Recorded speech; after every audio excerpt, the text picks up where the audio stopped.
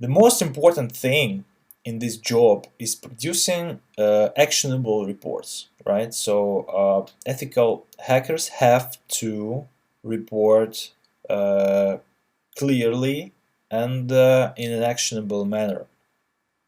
What does it mean?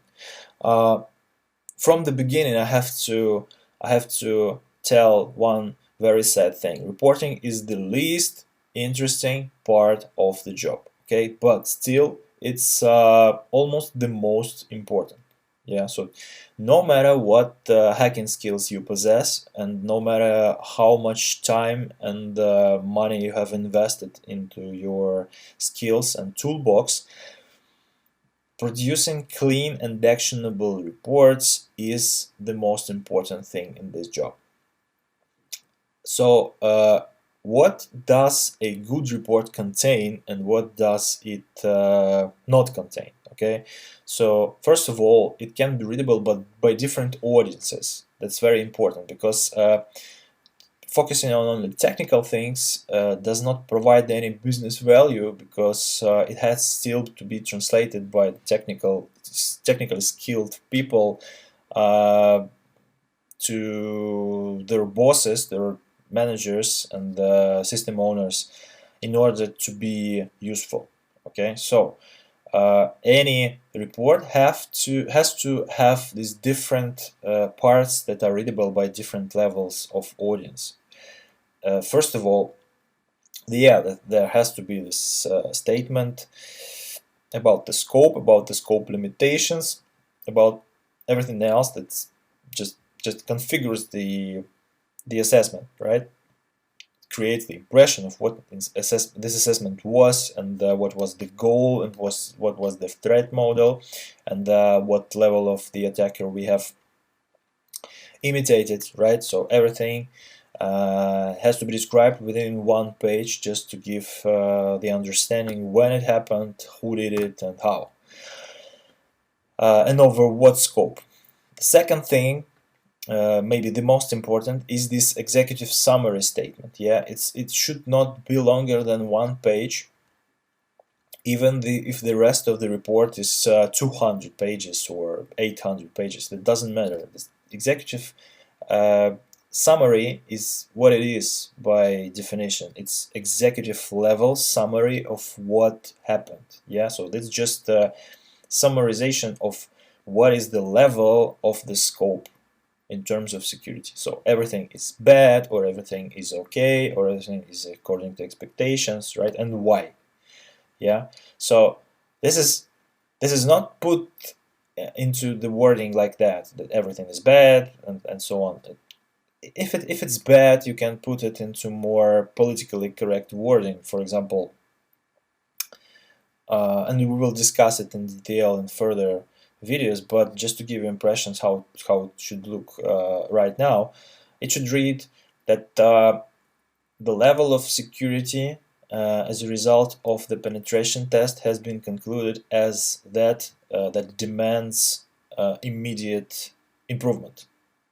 Okay, so this is the most critical thing that you can say about the things that you have observed. Not everything is bad, but it requires immediate improvement because of we have effectively modeled an attack to the infrastructure that has resulted in complete compromise of corporate systems. So this is an executive summary that shows that everything is bad and demands attention of the highest management level possible. Okay. So this is what executive summary stands for. Then, if you have something on the table, you have to list the immediate actions. Okay, so if something really went wrong, went bad, you have to report it immediately, not waiting for the reporting phase of your penetration test project to begin. Okay, and it has to be fixed as soon as possible. So something will definitely be reported along the way, and it should be provided in this section of immediate actions in form that critical vulnerability has been identified and reported and already been fixed, or the fix is in progress, something like that. Then you will have this attack narrative, for example. Sometimes we call it like that. So you just describe what you did in order to successfully penetrate the scope.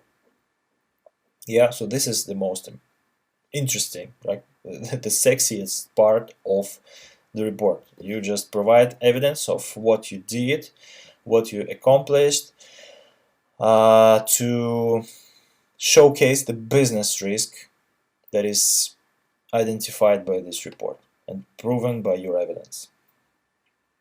Okay, and then this technical report starts. This is the the longest part of the report that one by one describes the vulnerabilities that you have found, the proof that these vulnerabilities are valid, and the recommendations you provide in order for them to go away, how it should be fixed from your standpoint, right? So you have to remain objective. You don't know the agenda of internal political situation and the players in the company. You just technically provide the most effective way to get rid of these vulnerabilities as soon as possible. Okay, sometimes there is this very weird requirement to provide more than one recommendation, which is rarely logical. However, you can either fix stuff or you can create some compensating control that just prevents this stuff from happening. Yeah, so sometimes there is this requirement as well.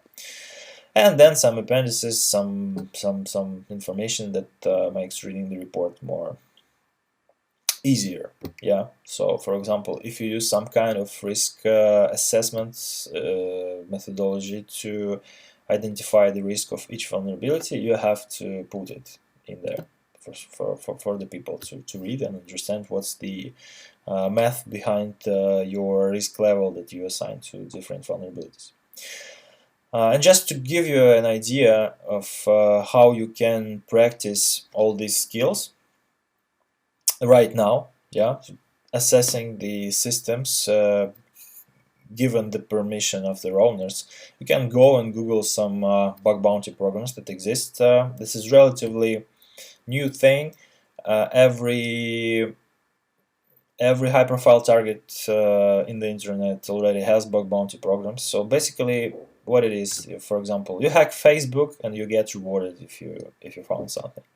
Yeah, or you hack Google or Instagram or virtually anything that has this bug bounty program announced, and there is a scope statement somewhere in the world on their website or on the website of the broker that collects these reports and summarizes them and transfers them to this respected entity that is declaring this bug bounty program.